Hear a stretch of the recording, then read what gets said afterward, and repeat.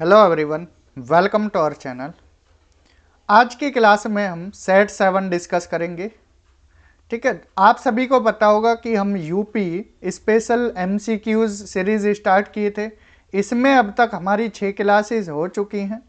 ये आज set number 7 है। आज हम 50 क्वेश्चन डिस्कस करेंगे। पहला क्वेश्चन है, उत्तर प्रदेश में सर्वाधिक पाए जाने वाली मिट्टी कौन सी है।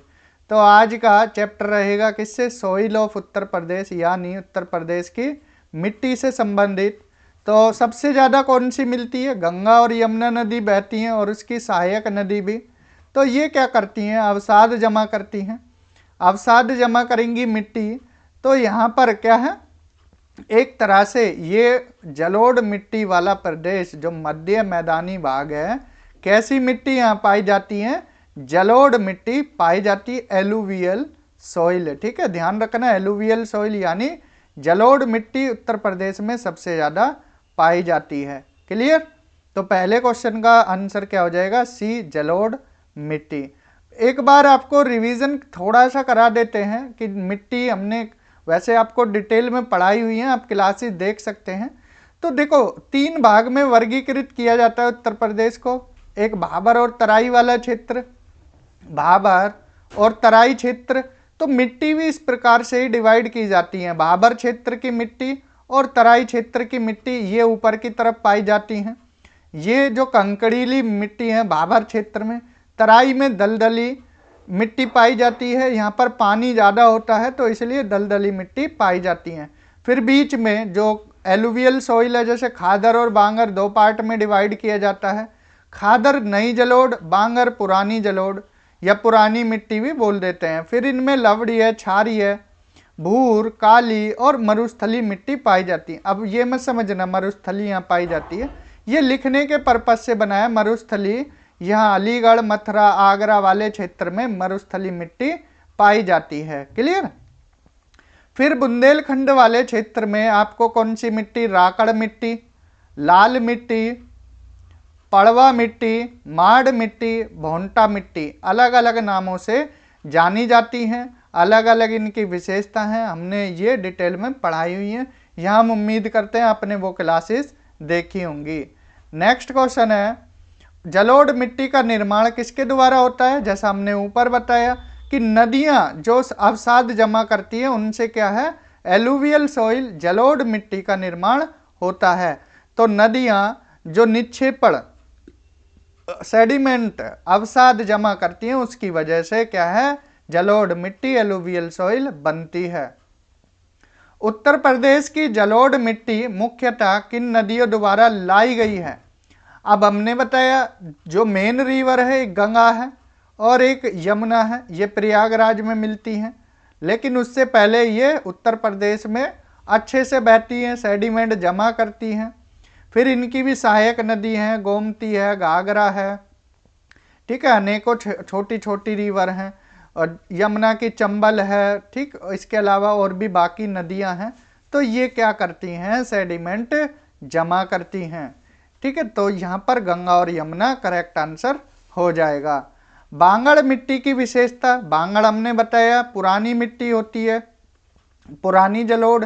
जैसे यहाँ पर बाढ़ का पानी नहीं पहुँच पाता है तो ये क्या है, यहाँ पुरानी जलोढ़ होती है। पुरानी जलोढ़ मिट्टी, बाढ़ का पानी नहीं पहुँच पाता एंड जो नदी के आसपास वाला क्षेत्र है बाढ़ का पानी पहुँचता है। तो ये क्या है, नई जलोढ़ को खादर बोला जाता है। क्या बोला जाता है, खादर बोला जाता है, जो नदी के आसपास होती है। और बांगड़ दूर वाला क्षेत्र होता है, दूर वाले क्षेत्र में पाई जाती है। तो ये हो जाएगा पुरानी जलोढ़। खादर किसको कहते हैं, खादर समझ आ गया होगा, नवीन जलोढ़ को, जो नई एलुवियल सॉइल होती है, न्यू एलुवियल सॉइल, उसको खादर बोला जाता है। खादर मिट्टी सर्वाधिक पाई जाती है, भाई कहाँ पाई जाएगी, जहाँ नदियों के द्वारा। अब देखो बाढ़ आती है, ये कोई नदी है, बाढ़ का पानी पहुँच पाता है तो यहाँ पर ये क्या है, अवसाद जमा हुआ तो आसपास ही जमा होगा। तो नदियों के बाढ़ क्षेत्र में कौन सी मिट्टी पाई जाती है, खादर पाई जाती है। क्लियर। बांगड़ मिट्टी की तुलना में खादर मिट्टी कैसी होती है। अब बताओ, ये ज़्यादा उपजाऊ होगी जो खादर है या बांगर, यहाँ दूर दूर है, ये ज़्यादा उपजाऊ होगी? कौन सी ज़्यादा उपजाऊ होगी?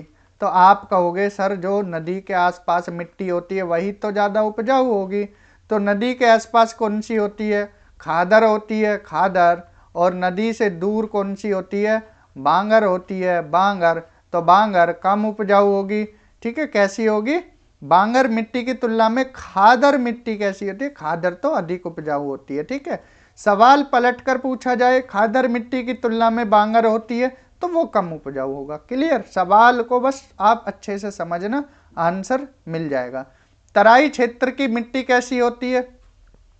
तराई क्षेत्र में पानी भर जाता है, बताया था। दलदली मिट्टी होती है, जब पानी भरेगा तो दलदली और नमी वाली मिट्टी पाई जाती है। क्लियर? उत्तर प्रदेश के तराई क्षेत्र में कौन सी फसल ज्यादा होती है? अब देखो, धान की, जिनको पानी ज्यादा चाहिए होता है, धान की खेती, गन्ने की खेती, ये तराई क्षेत्र में ज्यादा देखने को मिलती हैं। बाजरा मरुस्थली वाले एरिया में पानी की जहाँ कमी होती है वहाँ ज्वार बाजरा होता है। कॉटन ब्लैक सॉइल में तो गन्ना इसका करेक्ट आंसर हो जाएगा। बुंदेलखंड क्षेत्र में प्रमुख मिट्टी कौन सी है? अब बुंदेलखंड में देखो जलोढ़ तो मिलेगी नहीं, यहाँ लाल मिट्टी पाई जाती है और इनके अलग अलग नाम हैं, जैसे हमने बताया भोंटा, राकड़।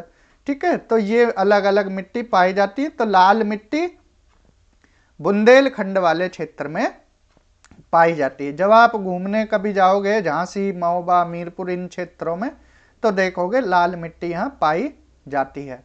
लाल मिट्टी में किस तत्व की कमी होती है?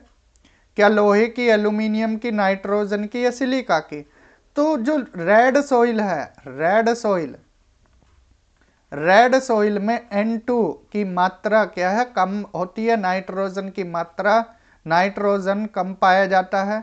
ठीक है, तो इसलिए इनको क्या है, यहाँ पर फर्टिलाइजर का यूज कर कर इनको उपजाऊ बनाया जाता है। ठीक है, तो एनपीके तभी फर्टिलाइजर में क्या होता है? एनपीके होता है, इसीलिए फर्टिलाइजर मिलाते हैं और उपजाऊ बनाते हैं।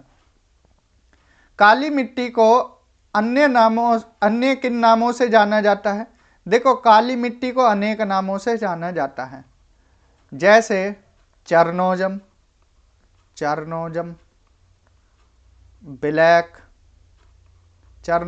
ब्लैक सॉइल तो बोलते ही हैं। रेगूर सॉइल, कौन सी? रेगूर सॉइल। तो ये ध्यान रखना है, चरनोजम, ब्लैक सॉइल, रेगूर, बात एक ही है। तो क्या हो जाएगा? रेगूर मिट्टी इसका करेक्ट आंसर हो जाएगा। ये बाकी नाम याद रखना है, सवाल आए तो आप करेक्ट आंसर कर लेना। क्लियर? उत्तर प्रदेश में काली मिट्टी मुख्यतः कहाँ पाई जाएगी? तराई क्षेत्र में नहीं पाई जाएगी, न पश्चिमी में, न गंगा मैदान में। सीधी सी बात है, बुंदेलखंड के दक्षिणी भाग में ये पाई जाती है, कुछ हिस्से में। ठीक है, लाल भी पाई जाती है और काली भी पाई जाती है। काली मिट्टी की जल धारण क्षमता कैसी होती है? अब देखो, काली मिट्टी कभी आपने देखी होगी, काली मिट्टी गांव में भी अगर आपने देखी होगी, तो काली मिट्टी क्या करती है? पानी को सोख लेती है। जब गर्मी पड़ती है तो पानी क्या इवोपोरेट हो जाता है, पानी इवोपोरेट वाष्पीकरण से उड़ जाता है। तो ये जो मिट्टी है ना, ये कटी छटी हो जाती है, ऐसे अपने आप कट छट जाती है। तो ऐसी लगती है कि ये पपड़ी सी उतर कर अलग हो गई। ठीक है, तो इस तरह से देखने को मिल जाती है। तो यहाँ पर क्या है? दरारें आ जाती हैं।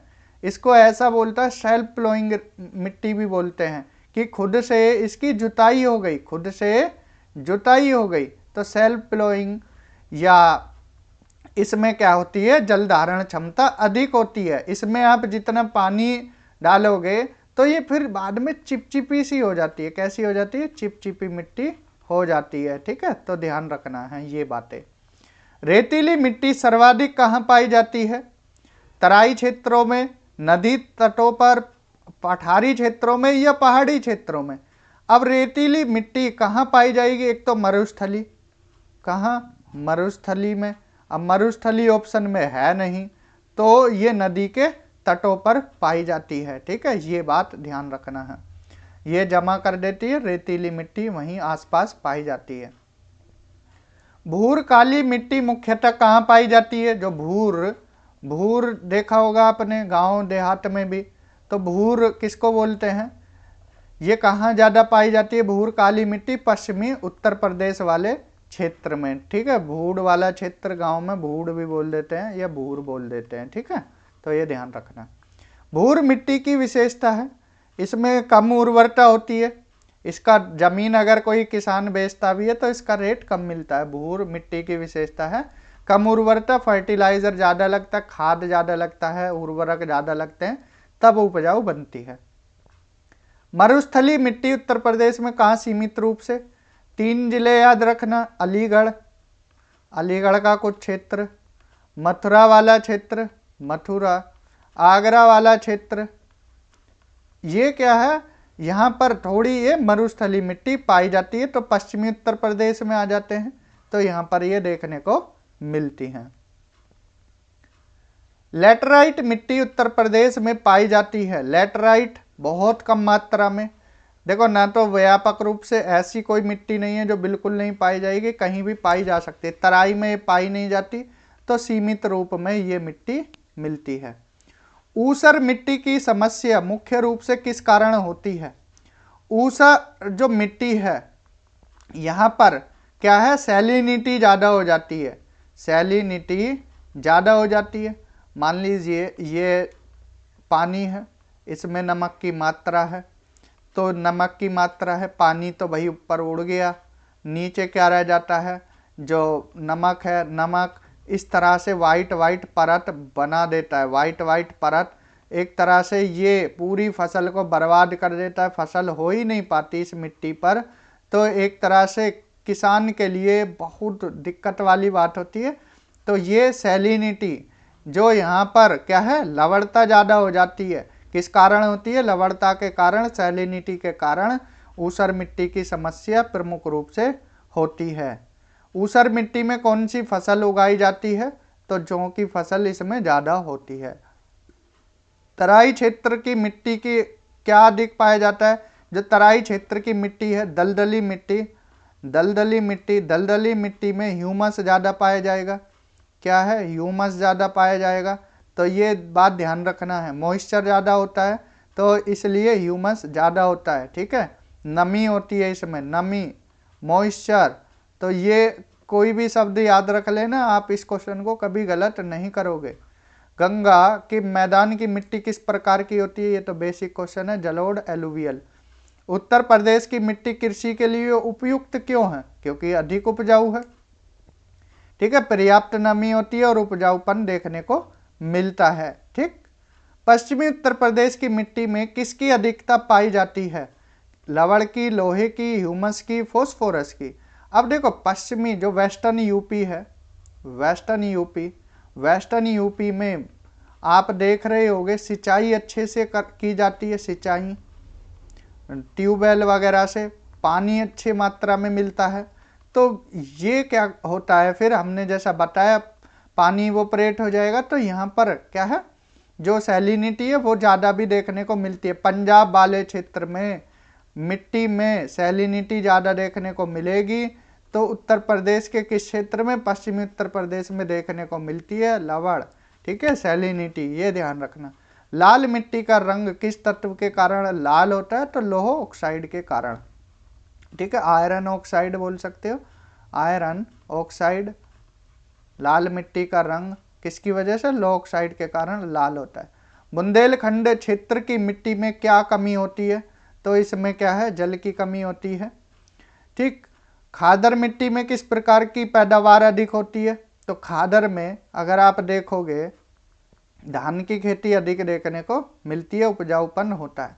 कपास उत्तर प्रदेश में कम होती है। ज्वारी एक जो पानी जहाँ कम पाया जाए, अब खादर के आसपास तो पानी अच्छा है, उपजाऊ मिट्टी है, ठीक है। चाय की ये सीढ़ी नुमा खेती होती है पहाड़ी क्षेत्रों में, तो उत्तर प्रदेश में चाय की खेती नहीं होती। उत्तर प्रदेश में ऊसर भूमि सुधार का प्रमुख उपाय क्या है? अब भाई ऊसर भूमि है तो इसका उपयोग क्या होता है? जिप्सम मिला देते हैं, ठीक है, जिप्सम मिला देते हैं, उससे क्या है, जो मिट्टी है वो क्या है, न्यूट्रल हो जाती है जिप्सम के मिलाने से, ठीक। बांगर मिट्टी में कौन सी फसल उपयुक्त है?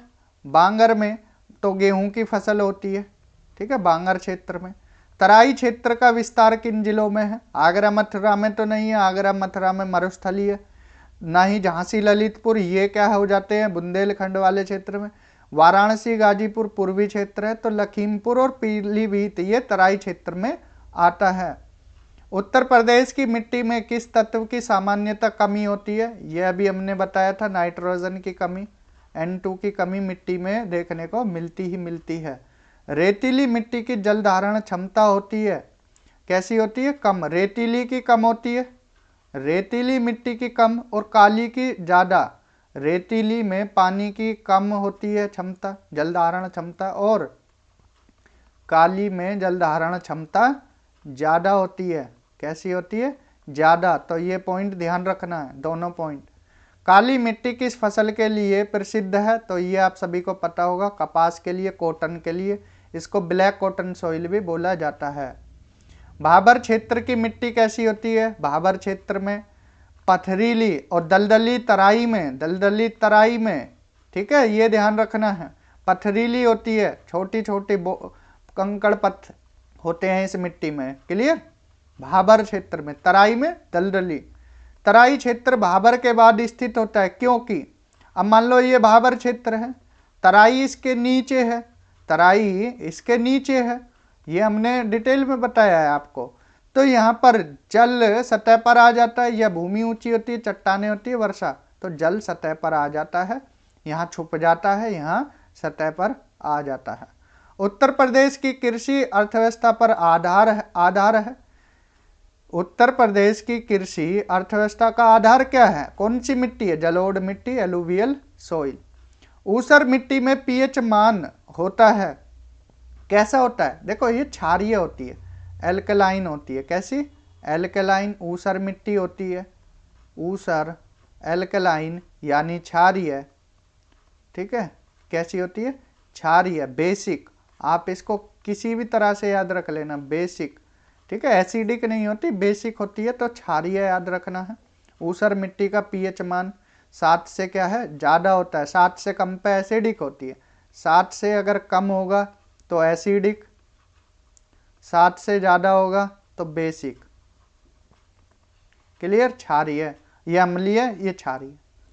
लाल मिट्टी में कौन सी फसल उगाई जाती है? तो लाल मिट्टी में दालें, आप देख रहे होंगे साउथ जो उत्तर का बुंदेलखंड वाला क्षेत्र है उनमें दालें, और एमपी का भी क्षेत्र, इनमें दालें ज़्यादा होती हैं, ठीक है, तो ध्यान रखना। उत्तर प्रदेश की मिट्टी का वर्गीकरण किस आधार पर किया जाता है?